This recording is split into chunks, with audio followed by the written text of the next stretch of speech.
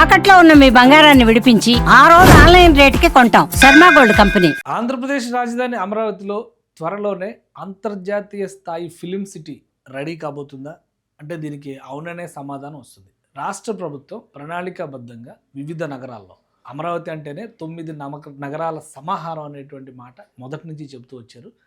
ప్రతి నగరంలో ఏదో ఒక రూపంలో యాక్టివిటీ మొదలైంది. కానీ ఇంకా ఎలాంటి యాక్టివిటీ మొదలు కానిటువంటి నగరం ఒకే ఒకటి ఉంది, అది మీడియా సిటీ.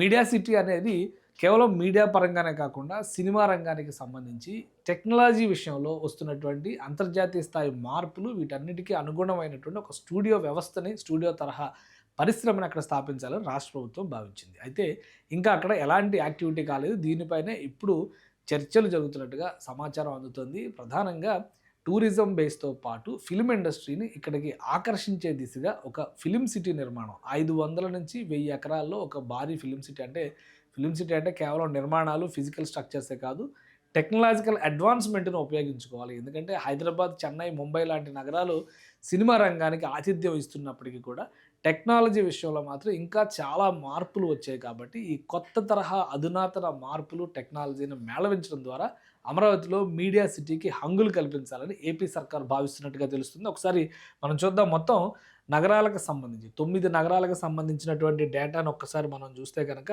రాష్ట్ర ప్రభుత్వం గతంలో చేసినటువంటి మాస్టర్ ప్లాన్ ప్రకారం అడ్మినిస్ట్రేటివ్ సిటీలో ప్రభుత్వ భవనాలు, ముఖ్యంగా సెక్రటేరియట్, సీఎం రెసిడెన్స్ దగ్గర నుంచి గవర్నర్ బంగ్లా వరకు అన్ని నిర్మాణాల ప్రణాళికని ఆవిష్కరించారు. వాటిని పనులు చకచకా జరుగుతూ ఉన్నాయి. అలానే ఆర్థిక నగరానికి సంబంధించి ఇటీవలే మనం చూసాం, బ్యాంకుల స్ట్రీట్ మొదలవుతుంది. రకరకాల బ్యాంకులన్నీ అక్కడ కొలువు తీరుతున్నాయి. పర్యాటక నగరానికి సంబంధించి ఈ రివర్ ఫ్రంట్ ఏరియా అంతా కూడా కొత్త ప్రాజెక్టులు టేకప్ చేయాలని రాష్ట్ర ప్రభుత్వం భావిస్తుంది. ఇక ఆరోగ్య నగరంలో ఎయిమ్స్ లాంటి వ్యవస్థలు వచ్చినాయి.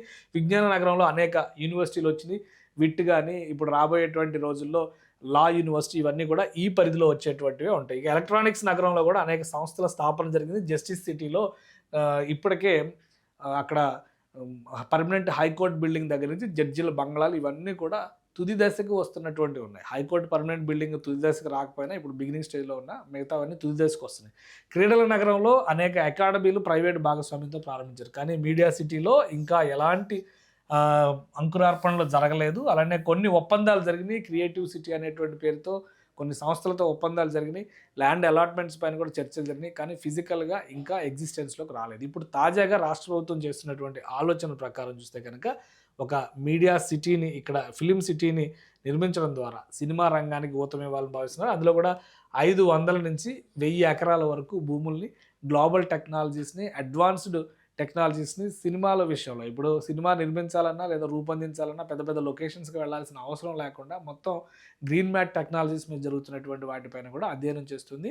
ఇటీవల కూడా గమనించి చూస్తే టూరిజంని ఇందులో ఎన్కార్పొరేట్ చేసేటువంటి ఒక ప్రణాళిక అమలు అవుతుంది. ఎందుకంటే ఈ పరిసర ప్రాంతాల్లో నాగార్జున సాగర్ దీనికి దగ్గరగా వచ్చేటువంటి, మీడియా సిటీకి దగ్గరగా వచ్చేటువంటి ప్రాంతం కావడం, అక్కడ పరిశ్రమలు పెట్టడానికి, పారిశ్రామిక అవసరాలను తీర్చే విధంగా వసతులు కల్పించడంతో పాటు టూరిజం పరంగా కూడా అనేక వనరులు ఉన్నాయని రాష్ట్ర ప్రభుత్వం భావిస్తుంది. అందులో భాగంగా కొన్ని చర్చలు, ఇంకా ఒకటి చెప్పాలంటే ఏరోస్ లాంటి సంస్థతో కూడా రాష్ట్ర ప్రభుత్వం కొన్ని చర్చలు జరిపింది.